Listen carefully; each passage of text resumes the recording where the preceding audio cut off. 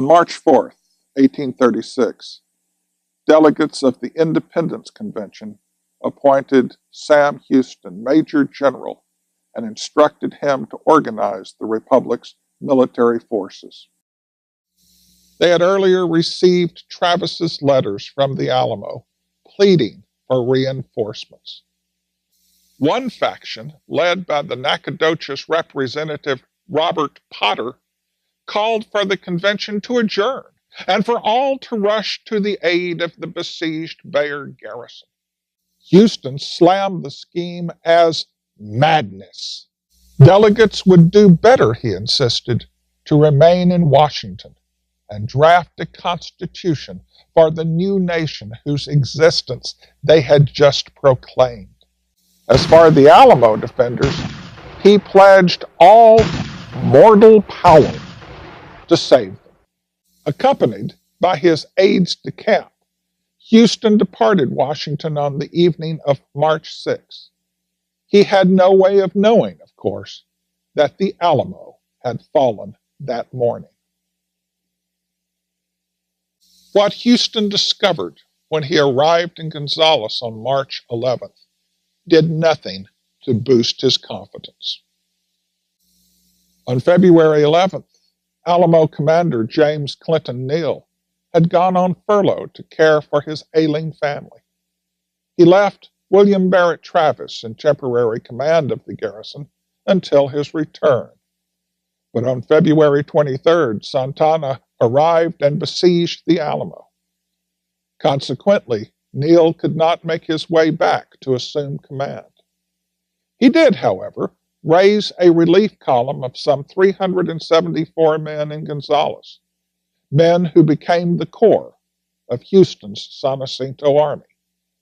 Soon after Houston's appearance, two Bejarinos, under Juan Seguin's command, galloped into the town with news that the Alamo had fallen.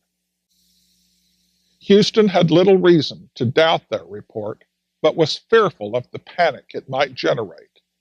He therefore arrested the two couriers as spies. While he publicly disparaged their information, the general privately admitted in a letter to Colonel James Walker Fannin that he feared that a melancholy portion of it will be found too true. Houston immediately dispatched orders to Fannin in Goliad to blow up the Presidio La Bahia and fall back to Victoria with all possible haste. Houston knew he could not defend Gonzales with 374 untrained volunteers, and thus made plans to retire to the Colorado River, where he intended to rendezvous with Fannin's command. He had no inkling what was going on further south. In Goliad, Fannin commanded more than 400 troops, the largest Texian unit under arms, inside the Presidio La Bahia, which the Texians renamed Fort Defiance. On February 13th, Mexican General Jose de Urrea began a lightning march toward San Patricio, en route ultimately to Refugio, Goliad, Victoria, and Brazoria to gain control of crucial Texas ports.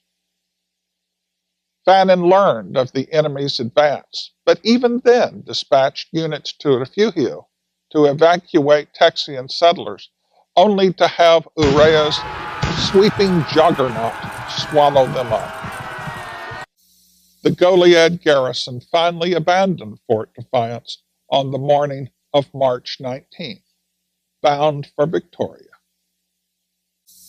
Fannin even stopped at midday to rest. Captain Jack Shackelford inquired why he would halt on an open prairie devoid of all natural cover. Fannin replied that the Mexicans would never attack a corps as large as his. Yet soon afterwards, Urrea's cavalry appeared in hot pursuit. Fannin ordered his men to head for a slight rise, but an ammunition wagon broke down. The rebels had no choice but to form a square formation around the stricken wagon and stand their ground. Urrea's cavalry kept the rebels pinned in place while his infantry moved forward to engage. During the subsequent Battle of Coleto Creek, the Texians fought bravely throughout the afternoon and into the evening. That night, they dug entrenchments and suffered from thirst. Dawn on March 20th revealed that Urrea had received reinforcements during the night. Now armed with a howitzer, Mexican artillerymen could stand beyond rifle range and blast the rebel square to red ruin. If the Texians broke their formation and ran for cover, Urrea's lancers stood ready to ride them down. Realizing the hopelessness of his situation, Fannin surrendered. Urrea marched the defeated Texians back to the Presidio La Bahia. Few of the prisoners would now have had the heart to call it Fort Defiance. For a week, Mexican soldiers held Fannin's men in close confinement. During that time, the captive rebels, especially the wounded, suffered terribly. General Urrea continued his campaign, leaving Lieutenant Colonel Jose Nicolas de la Partilla in command at La Bahia. It proved a doleful assignment. On March 26, Portilla received direct orders from Santana to execute all of his prisoners. Later that same day, a countermanding order arrived from Urrea. In a quandary, Portilla concluded that he had no choice but to follow the instructions of the Supreme Commander. The following day, Palm Sunday, March 27, 1836, Mexican soldiers led between 425 and 445 Texian prisoners out of the fort. They marched in 3 columns between 2 rows of Mexican soldiers. The prisoners were in high spirits, enjoying the fresh air for the first time in a week. They also believed that they were traveling to the coast, where they would board ships to return them to the United States.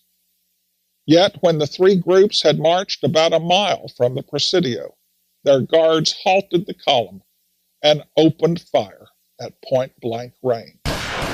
Charles B. Shane, one of the prisoners who escaped the carnage, later recounted, "They were within 3 or 4 feet of us when they fired. Soldados finished off those not immediately killed by musket fire with bayonets, lances, and butcher knives. 40 prisoners were wounded so badly they could not march out with the others. Captain Carolino Huerta oversaw the murder of these helpless men. Since Mexicans required trained physicians, he spared Captain Jack Shackelford. Portilla also concocted reasons to spare numerous Texians who practiced useful occupations, mechanics, carpenters, and the like. Fannin was the last to face death, knowing that most of his command had preceded him on their final journey. Mexican soldiers placed him in a chair in consideration of his painful leg wound received at the Battle of Coleto Creek. As a final request, Fannin asked that the officer commanding the firing squad send his personal possessions to his family, that the firing party aim for his heart, and that his body should receive a Christian burial. The soldados pocketed his belongings, shot him in the face, and tossed his body on a common funeral pyre.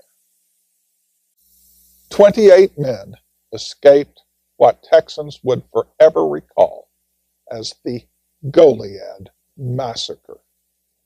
But some 342 others fell victim to Santana's malice.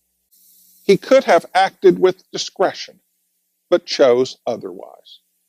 He would have done better to dump an army of defeated and demoralized volunteers on U.S. shores.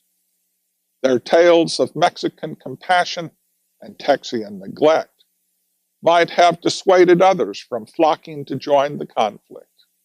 He could have gained the high moral ground. Instead, the world came to view him as a bloodthirsty butcher. Fannin and his men, moreover, joined the Alamo garrison as martyrs whose blood called out for vengeance.